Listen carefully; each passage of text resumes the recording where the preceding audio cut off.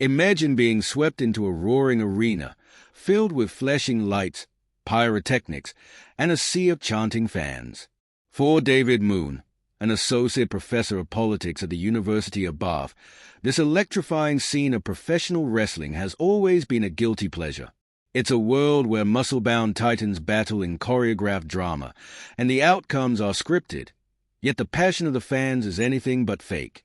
But here's the twist. Moon, who set aside his teenage love for wrestling to study politics, has unearthed a surprising link between the theatrics of the WWE ring and the political stage. The link?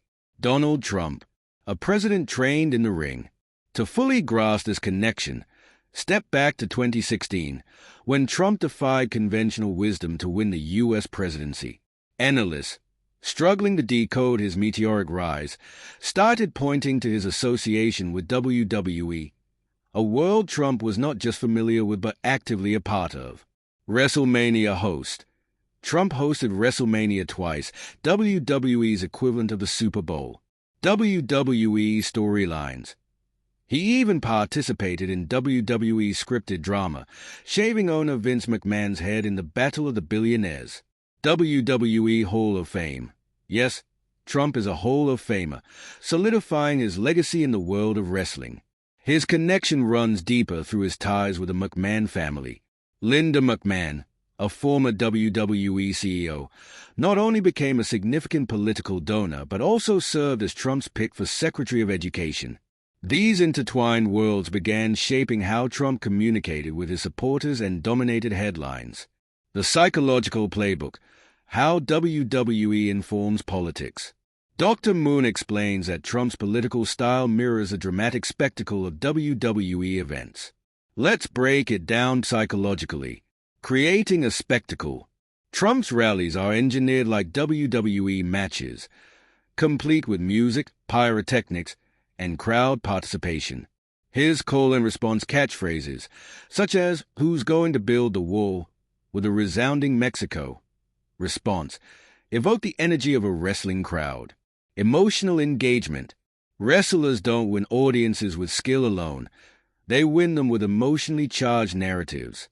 Similarly, Trump mastered nicknames like Lying Ted and Crooked Hillary, crafting villains and heroes in his political saga. These labels weren't just insults. They were characters in his storyline, making politics both entertaining and emotionally accessible. Anti-elite appeal. Just as wrestling champions often portray themselves as rebels fighting against corrupt systems, Trump positioned himself as an outsider battling the establishment. His WWE ties gave him an anti-elite aura that resonated deeply with his supporters. The concept of kayfabe, wrestling's key insight.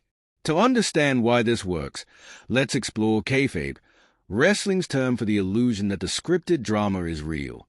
For decades, fans pretended that wrestling matches were genuine competitions. Today, fans know it's all scripted, but they enjoy suspending disbelief for the sake of the show. In politics, Trump weaponized a similar phenomenon. His supporters, Dr. Moon argues, were willing to suspend disbelief to enjoy the spectacle. They might know that some claims are exaggerated or false, but they go along with it because it's entertaining and emotionally satisfying. Neo-kayfabe, this term, coined by author Abraham Josephine Reisman, describes the blending of truth and fiction in modern politics. Trump's rallies became whole-of-mirrors performances, where his character and rhetoric blurred reality. A wrestling fan's take, the power of storytelling. Pro wrestling journalist Dave Meltzer describes WWE as theater with the trappings of sport. Matches are just one part of the spectacle. The storylines, betrayals, alliances, and rivalries are what truly captivate fans. The same applies to Trump's politics. It's not about winning. Meltzer explains that in wrestling, the winner isn't as important as the story. Trump's political narratives, whether true or not, elicited strong emotional reactions, making people care deeply about the characters and the plot. Audience participation. Just as WWE fans cheer or boo their favorite wrestlers, Trump supporters are active participants, shouting slogans and wearing merchandise that blurs reality with the performance. The shadow side, wrestling's cultural influence. While the WWE Trump connection offers insight into his success, critics like Reisman warn of its dangers. Wrestling's reliance on neo-kayfabe can erode the line between fact and fiction. This blurred reality has profound consequences when applied to politics. Fan delusion. Some fans can't distinguish between character and reality. Similarly, some voters may mistake political performances for genuine leadership. Cynical spectators. Others see through the performance but continue to enjoy the spectacle, allowing truth to take a backseat to entertainment. The larger lesson is everything wrestling. As journalist Jeremy Gordon wrote, more and more facets of popular culture become something like wrestling. This isn't just about Trump. It's about a broader cultural shift where storytelling trumps facts. In a world dominated by social media and 24/7 news cycles, politics, entertainment, and reality itself are merging.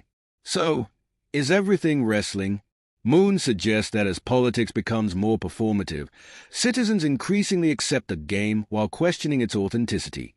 Takeaway: wrestling with reality. This analogy isn't just an academic curiosity. It's a lens through which we can understand modern culture. Whether it's wrestling or politics, the same psychological principles apply. Engage the audience emotionally. Build compelling narratives. Create characters people love or love to hate. In the end, the real power lies not in the performance but in the audience's willingness to believe.